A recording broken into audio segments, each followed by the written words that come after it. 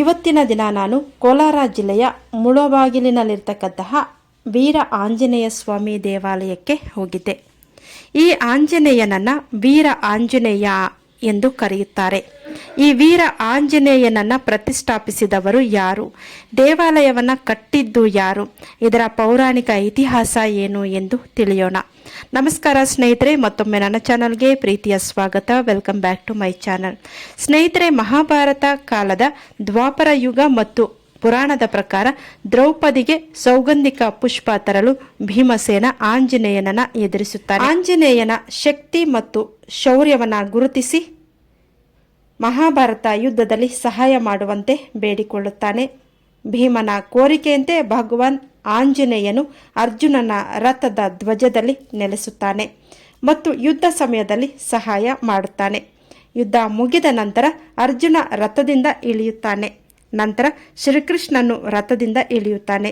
ನಂತರ ಶ್ರೀಕೃಷ್ಣನು ಅರ್ಜುನನಿಗೆ ರಥದಿಂದ ಧ್ವಜವನ್ನು ತೆಗೆಯಲು ಹೇಳ್ತಾನೆ. ಧ್ವಜ ತೆಗೆದ ತಕ್ಷಣ ರಥ ಸುಟ್ಟು ಬೂದಿಯಾಗುತ್ತದೆ. ಆಗ ಕೃಷ್ಣನು ಅರ್ಜುನನು ಆಂಜನೇಯನಿಗೆ ಮಾಡಿದಂತಹ ಸಹಾಯದ ಬಗ್ಗೆ ಹೇಳುತ್ತಾನೆ. ಪಾಂಡವರು ಭಕ್ತಿಯಿಂದ ಧನ್ಯವಾದಗಳನ್ನು, ಕೃತಜ್ಞತೆಯನ್ನು ಸಮರ್ಪಿಸುತ್ತಾರೆ ಆಂಜನೇಯನಿಗೆ. ಆನಂತರ ಅರ್ಜುನನು ಕೃತಜ್ಞತೆಯಿಂದ ದೇವಶಿಲ್ಪಿ ಮಯನಿಂದ ಒಂದು ವಿಗ್ರಹವನ್ನು ಕೆತ್ತಿಸಿ ಕೃಷ್ಣನ ಆದೇಶದಂತೆ ವಿಗ್ರಹವನ್ನು ಕದಲಿವನದಲ್ಲಿ ಪ್ರತಿಷ್ಠಾಪಿಸಿ ಕೇದಿಗೆ ಪುಷ್ಪದಿಂದ ಅಲಂಕರಿಸುತ್ತಾನೆ. ಆಗಿನ ಕದಲಿವನವೇ ಈಗಿನ ಮುಳಬಾಗಿಲು. ಕೇದಗೆ ಅಂದರೆ ಕನ್ನಡದಲ್ಲಿ ತಾಳೆ ಹೂವು ಎಂದು ಅರ್ಥ. ಕೇದಗೆ ಎನ್ನುವಂತಹದು ಸಂಸ್ಕೃತ ಪದ. ಸುಮಾರು 5,000 ವರ್ಷಗಳ ಇತಿಹಾಸ ಇರುವಂತಹ 5,000 ವರ್ಷಗಳ ಹಳೆಯದಾದ ಈ ದೇವಾಲಯ ಅತ್ಯಂತ ಪ್ರಸಿದ್ಧವಾದಂತಹ ದೇವಾಲಯ. ಇಲ್ಲಿಯ ನಂಬಿಕೆ ಮತ್ತು ಆಚರಣೆಯಂತೆ ತಿರುಪತಿಗೆ ಹೋಗುವವರು ಇಲ್ಲಿಯ ಹನುಮನ ದರ್ಶನ ಪಡೆದು ತಿರುಪತಿಗೆ ಭೇಟಿ ಕೊಡುತ್ತಾರೆ.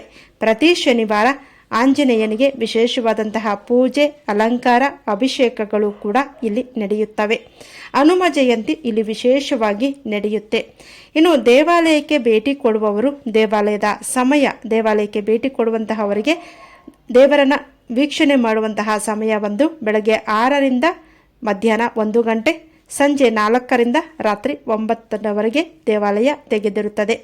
ಬೆಂಗಳೂರಿನಿಂದ ಸುಮಾರು 95 ಕಿಲೋಮೀಟರ್ ದೂರದಲ್ಲಿ ಇದೆ ಈ ದೇವಾಲಯ. ಅಷ್ಟೇ ಅಲ್ಲ ಸ್ನೇಹಿತರೆ, ನೀವೇನಾದರೂ ಈ ದೇವಾಲಯಕ್ಕೆ ಭೇಟಿಯನ್ನು ಕೊಟ್ಟರೆ ವಶಿಷ್ಠ ಮಹರ್ಷಿಗಳು ಸ್ಥಾಪಿಸಿದಂತಹ ಶ್ರೀ ವೆಂಕಟೇಶ್ವರ ಮತ್ತು ಪದ್ಮಾವತಿ ದೇವಿಯ ವಿಗ್ರಹಗಳನ್ನು ಕೂಡ ವೀಕ್ಷಣೆ ಮಾಡಬಹುದು. ನೋಡಿದ್ರಲ್ಲ, ದ್ವಾಪರ ಯುಗದಲ್ಲಿ ಶ್ರೀಕೃಷ್ಣ ಪರಮಾತ್ಮನ ಆಜ್ಞೆಯ ಮೇರೆಗೆ ಅರ್ಜುನ ಪ್ರತಿಷ್ಠಾಪಿಸಿದ ಪುರಾಣ ಪ್ರಸಿದ್ಧ ವೀರ ಆಂಜನೇಯ ದೇವಾಲಯ. 14ನೇ ಶತಮಾನದಲ್ಲಿ ವಿಜಯನಗರದ ಅರಸರು ಈ ದೇವಾಲಯವನ್ನು ಜೀರ್ಣೋದ್ಧಾರ ಮಾಡಿ ವಿಶೇಷ ಕೊಡುಗೆಗಳನ್ನು ಕೂಡ ನೀಡಿದ್ದಾರೆ.